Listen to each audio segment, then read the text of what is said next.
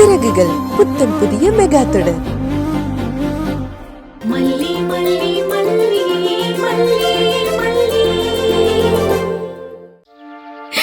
தனம் தரும் கல்வி தரும் ஒரு நாளும் தளர்வரியாமணம் தரும் நெஞ்சில் பஞ்சமில்லா இனம் தரும்.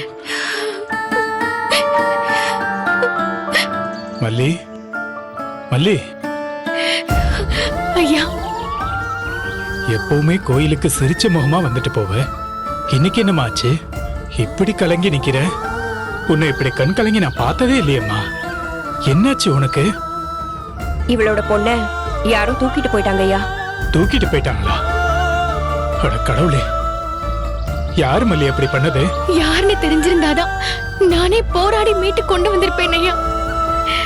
யாருன்னே தெரியல, எவனோ தூக்கிட்டு போயிட்டான். அட கடவுளே. மா, நீ ஒன்னும் அழாதம்மா. உன் பொண்ணு உங்ககிட்ட வந்து சேர்ந்துருவா. நான் அவளை பார்த்திருக்கேன். உன்ன மாதிரியே எப்பவும் சிரிச்ச முகமா துரு துருன்னு இருப்பா. அது என்ன இது என்னன்னு கேள்வி கேட்டுக்கிட்டே இருப்பா. அவளுக்கா இப்படி எல்லாம் நடக்கணும்? நடந்துருச்சு ஐயா. நான் அவளுக்காக எல்லா விரதமும் இருந்திருக்கேன், எல்லா பூஜையும் பண்ணிருக்கேன், எல்லா யாகமும் பண்ணிருக்கேன். ஆனா எதுவுமே எனக்கு கை கொடுக்கல. அப்படிலாம் நினைக்காதம்மா. உன் பொண்ணு எங்க இருந்தாலும் யார் கடத்தி வச்சிருந்தாலும் அவ நல்லபடியா இருப்பா. நீ பண்ண பூஜையும் யாகமும் அவளுக்கு எந்த கஷ்டமும் வராம பாத்துக்கும். அந்த நம்பிக்கையில தான் நான் உயிரோடவே இருக்கேங்க ஐயா. அம்மா மல்லி, ஆயுஷ் ஹோமம்னு ஒரு ஹோமம் இருக்கு. அந்த ஹோமம் பண்ணினா உன் குழந்தை உயிருக்கு எந்த ஆபத்தும் வராது. சீக்கிரமா வீட்டுக்கு வந்து சேர்ந்துருவா. அப்படிங்களா ஐயா? அப்படின்னா அந்த ஹோமத்தை உடனே பண்ணிடலாம். எப்பங்க ஐயா பண்ணலாம்? நாளைக்கு கூட பண்ணிடலாமா? ஐயா, என்னென்ன கொண்டு வரணும்னு சொல்லுங்க, நாங்க கொண்டு வந்துடுறோம். உடனே அந்த ஹோமத்தை பண்ணிடலாம். ஹோமத்துக்கான பொருள்லாம் நான் பாத்துக்கிறேன். ஆனா அந்த குழந்தையோட அம்மாவும் அப்பாவும் சேர்ந்து வந்து அந்த யாகத்துல உட்காரணும். அப்பா அம்மாவும் சேர்ந்து பண்ணணுமா, இல்ல நான் மட்டும் வந்தா போதுமா? தாராளமா வரலாமே. 2 பேரும் சேர்ந்து வந்தா ரொம்ப நல்லா இருக்கும். 2 பேரும் வர முடியலன்னா ஒருத்தர் கூட வந்து உட்காரலாம். ஆனா ரத்த பந்தம் உள்ளவங்களா இருக்கணும், அவ்வளவுதான். ரத்த பந்தம்னா என்ன சொல்றீங்க ஐயா? ரத்த பந்தம் உள்ளவங்கன்னா குழந்தைய சுமந்து பெத்த தாய், இல்லன்னா குழந்தையோட பிறப்புக்கு காரணமான அப்பா தான் வந்து உட்காரணும், அவ்வளவுதான். என்னம்மா நீ இவ்ளோ யோசிக்கிறியே? நீ வந்து உட்காரு. நீதானே அந்த குழந்தையோட அம்மா? இல்லங்க ஐயா, இவ வெண்பாவ வயித்துல சுமந்து பெத்த அம்மா கிடையாது. வெண்பாவோட அம்மா சின்ன வயசுலயே இறந்துட்டாங்க. இவ வெண்பாவ வளர்க்குற அம்மா, 2ஆம் தரமா வாக்கப்பட்டவ. வெண்பாவுக்கு இவ சித்தி வேணும். அப்படியா? ஆச்சரியமா இருக்கேம்மா. பெத்த அம்மா மாதிரி நீ கூடவே இருப்ப, நீ வெண்பாவுக்கு சித்தியா? மா, என்னால நம்பவே முடியலம்மா. இவ அம்மா ஸ்தானத்துல இருந்துதான் வெண்பாவை வளர்க்குறா. ஒரு அம்மாவா இருந்து குழந்தைய பாத்துக்கிட்டா எப்படி பாத்துக்குவாங்களோ அப்படிதான் இவ பாத்துக்கிறா. அதனால இவ இருந்து அந்த யாகத்தை பண்ணலாமாயா? அம்மா, வாய்ப்பே இல்லம்மா. நம்மளோட ஐதீகங்கள் சில விஷயத்தை தீர்க்கமா சொல்லுது. அதுல ஒண்ணுதாம்மா இந்த யாகம். ரத்த சம்பந்தப்பட்டவங்க தான் பண்ணணுங்கிறது விதி. கட்டாயம் அவங்க அப்பாவாவது அந்த யாகத்துல வந்து உட்காரணும், இல்லன்னா அந்த யாகத்துக்கு பலன் கிடைக்காது.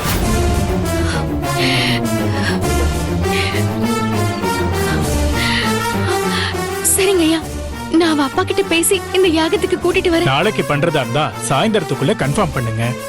நான் ஹோமத்துக்கான பொருள் எல்லாம் வாங்கி ஆகணும். நிச்சயமா சாயந்தரத்துக்குள்ள கன்ஃபார்ம் பண்றேங்க ஐயா. எனக்கு என் பொண்ணு சீக்கிரமா வீட்டுக்கு வரணும். அதுக்கு நான் என்ன வேணாலும் பண்ணுவேன். நாங்க போயிட்டு வரோம். இந்தாங்க.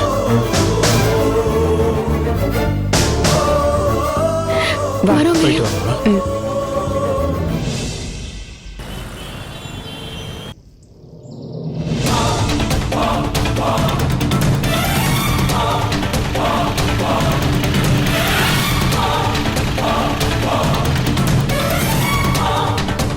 வணக்கம் மேடம். அதெல்லாம் வேண்டாம் பழனி, கேஷுவலா இருங்க. சொல்லுங்க மேடம், ஏதோ அவசரமா வர சொன்னீங்க? ஒரு நிமிஷம், இந்த போட்டோ கொஞ்சம் பாருங்க. இந்த பொண்ணு தெரியுமா? தெரியும் மேடம். இந்த பொண்ணை கடத்திட்டாங்கன்னு டிபார்ட்மெண்ட்ல இருந்து போட்டோ அனுப்பியிருந்தாங்க மேடம். அத பத்தி பேசதான் உங்களை வர சொன்னேன் பழனி. இந்த பொண்ணு போன புதன்கிழமை உங்க ஏரியாவுல, ஐ மீன் குன்றத்தூர் ஏரியால காணாம போயிருக்கா. இவளை கடத்தினது அசோக் நகர் ஃபர்ஸ்ட் ஸ்ட்ரீட்ல இருந்து கடத்திருக்காங்க. கடத்தினவங்க குன்றத்தூர் வரைக்கும் கொண்டு போயிருக்காங்க. அங்க அந்த ரவுடிங்க கிட்ட இருந்து இந்த பொண்ணு எஸ்கேப் ஆயிருக்கா. ஆனா அதுக்கப்புறம் யாரோ ஒரு லேடி அவளை கூட்டிட்டு போனத ஒரு ஆட்டோ டிரைவர் பார்த்திருக்காரு. அந்த ஆட்டோ டிரைவர் தான் அவங்க 2 பேரையும் கொண்டு போய் வீட்டுல விட்டுருக்காரு. போலீஸ் அந்த வீட்டுக்கு போனப்ப அங்க யாருமே இல்ல. அதுக்கப்புறம் அந்த லேடிய பத்தியும் எந்த தகவலும் இல்ல. அந்த பொண்ணை பத்தியும் எந்த தகவலும் இல்ல. இத பத்தி விசாரிக்க தான் உங்களை இங்க வர சொன்னேன். இத போன்லயே சொல்லிருந்தீங்கன்னா இங்க வரும்போது விசாரிச்சு இன்ஃபர்மேஷனோட வந்திருப்பேன் மேடம். போன்ல இந்த விஷயத்த சொல்ல முடியாத சிச்சுவேஷன்.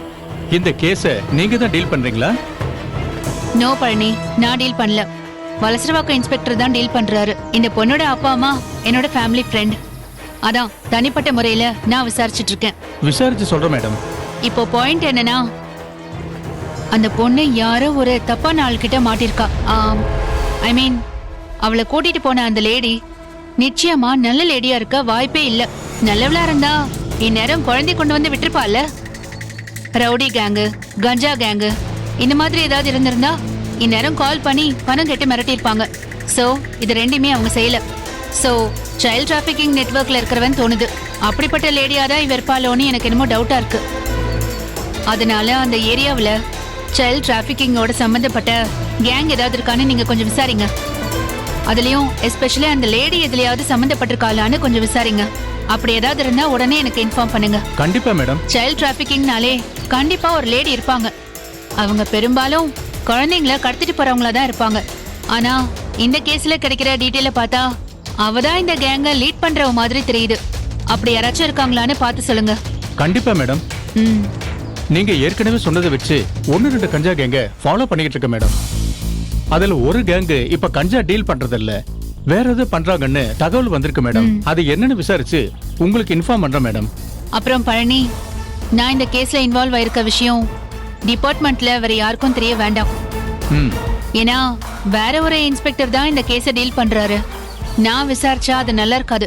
என்னோட ஃபேமிலி ஃப்ரெண்டுங்கிறதுனால தான் நான் இவ்வளவு தூரம் விசாரிக்கிறேன்.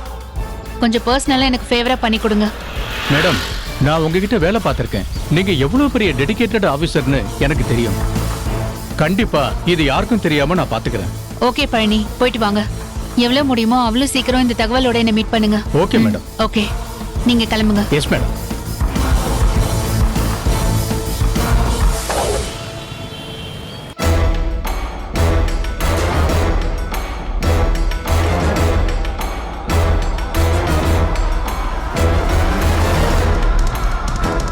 பாவம் ஆண்டி, எனக்கு உதவி பண்ண வந்துட்டு அவங்களும் மாட்டிக்கிட்டாங்க. ராத்திரி எல்லாம் தூங்கி இருக்க மாட்டாங்க போல, நல்லா தூங்குறாங்க. உன்னை காப்பாத்தி கூட்டிட்டு போறேன்னு சொல்லிட்டு இப்படி ஆண்டி தூங்குறாங்களே. இப்ப என்ன செய்யறது? 2 நாளா டாடா மல்லி மாட்ட வேற பேசவே இல்லை. 2 பேரும் என்ன காணும்னு ரொம்ப தேடுவாங்க. எங்க எல்லாமோ அலைவாங்க. இப்ப என்ன பண்றது?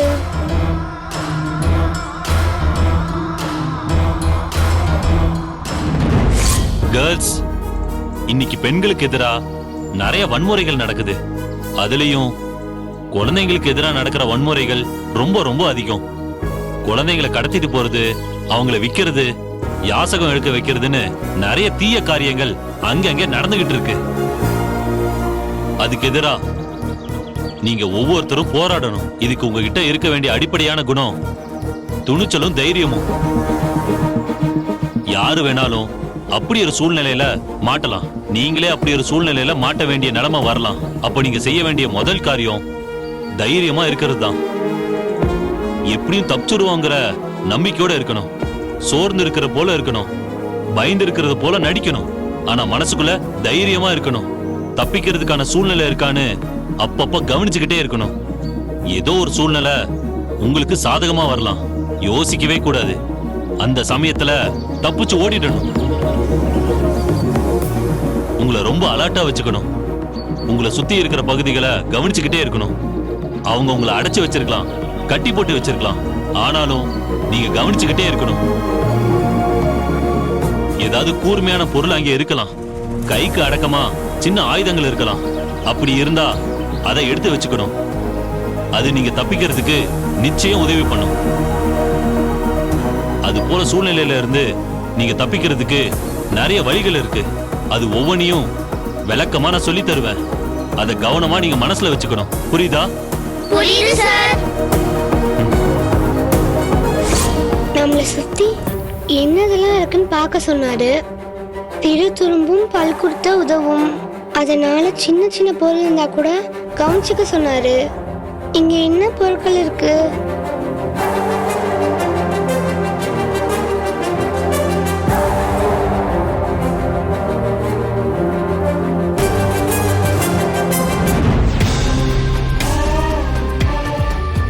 அங்க ஒரு தகரம் இருக்குது. அதை வச்சுதான் என்ன பண்ணணும்னு யோசிக்கணும்.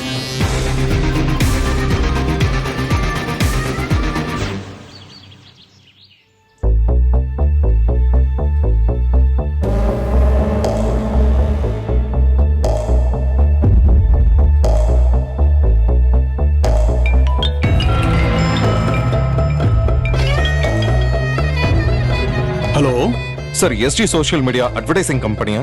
S sir. என் பேரு விஜய். நான் வலசரவாக்கத்துல இருக்கேன். என் பொண்ணு காணாம போயிட்டா. சோஷியல் மீடியால அட்வர்டைஸ் பண்ணா நல்ல ரீச் இருக்கும்னு என் ஃப்ரெண்டு சொன்னான். நெட்ல தேடினேன். உங்க கம்பெனிக்கு நல்ல ரேட்டிங் இருக்கு. நீங்க இந்த விஷயத்த அட்வர்டைஸ் பண்ணி கொடுக்க முடியுமா? நிச்சயமா பண்ண முடியும் சார். அதுலயும் இந்த மாதிரி அட்வர்டைஸ்மெண்ட் எல்லாம் நாங்க ஸ்பெஷல் அட்டென்ஷன் கொடுத்து பண்றோம் சார். உங்க சார்ஜஸ் எல்லாம் எப்படி? விளம்பரம் இப்ப கொடுத்தா எப்ப ஆரம்பிப்பீங்க? சார், அது நிறைய விஷயம் பொறுத்து இருக்கு. டி நகர்ல தான் நம்ம ஆபீஸ் இருக்கு. நீங்க நேர்ல வந்துட முடியுமா? நீங்க நேர்ல வந்தா ஃபுல்லா எக்ஸ்பிளைன் பண்றேன். பணம் பத்திலாம் கவலையே இல்ல. எனக்கு உடனே நீங்க விளம்பரத்தை ஆரம்பிச்சீங்கன்னா அதை பண்ணிடலாம். உடனே பண்ணிடலாம் சார். சரி, நான் உடனே கிளம்பி வரேன். விஜய், போலீஸ் கம்ப்ளைண்ட் என்னாச்சு? நாங்க தேடுறத தேடுறோம். நீங்க தனிப்பட்ட முறையில தேடுங்கன்னு சொல்லிருக்காங்க. நியூஸ் பேப்பர்ல அட்வர்டைஸ்மெண்ட் கொடுத்துடலாமா? இல்ல ராஜி, சோஷியல் மீடியால தான் இப்ப பெரிய ரீச் இருக்குன்னு சொல்றாங்க. அதான் சோஷியல் மீடியால விளம்பரம் கொடுக்கலான்னு போறேன். சோஷியல் மீடியா பெரிய ரீச் தான், யாரும் இல்லைன்னு சொன்னாங்க.